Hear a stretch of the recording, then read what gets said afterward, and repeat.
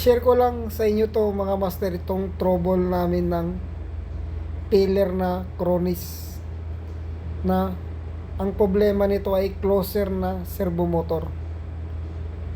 So ito pala yung alarm niya mga master. So lagi lang siyang nag power link,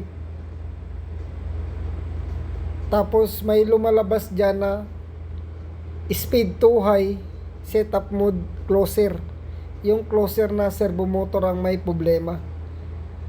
So based sa diagnostic ng Kronis mga master, ang tinuturo sa alarm ay encoder ang may problema ng servo motor.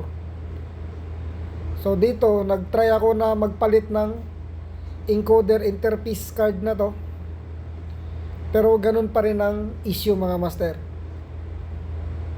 So hindi pa rin nawawala yung alarm na yun na power link na closer servo motor. Tapos nagpalit ako ng encoder na wire mga master. Kahit okay naman yung encoder na wire, pero nagpalit pa rin ako. So sinubukan ko lang ng bago, pero ganun pa rin ang issue mga master. Tapos nagpalit na rin ako ng BNR na servo drive mga master, ay ganun pa rin, hindi pa rin nawawala yung issue na yon, dahil nga encoder talaga ang pinaka problema talaga, yung mismong motor. Ang problema, wala kaming pamalit na servo motor. So ngayon mga master ay kakarating lang nitong servo motor na to. So nag-order kami galing mismo sa Kronis. Yung halaga pala nito ay nasa 9,000 euro pala yung isang set na to. So yung brand nito ay ACW Eurodrive na servo motor. Ngayon mga master, ikakabit namin tong bagong servo motor na to, dahil alam namin na ito lang talaga ang pinaka problema, yung encoder ng servo motor, based sa tinuturo ng alarm ng HMI ng Kronis.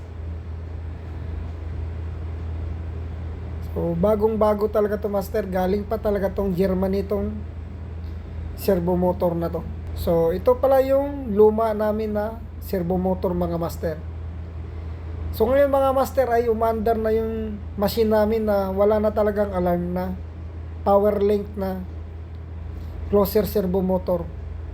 Talagang pinaka problema lang talaga master itong encoder na to, na SICK ang brand nito. So sana nagkakaroon kayo ng idea sa trouble na to mga master. So kaya tumagal yung trouble na to dahil wala kaming pamalit na servo motor.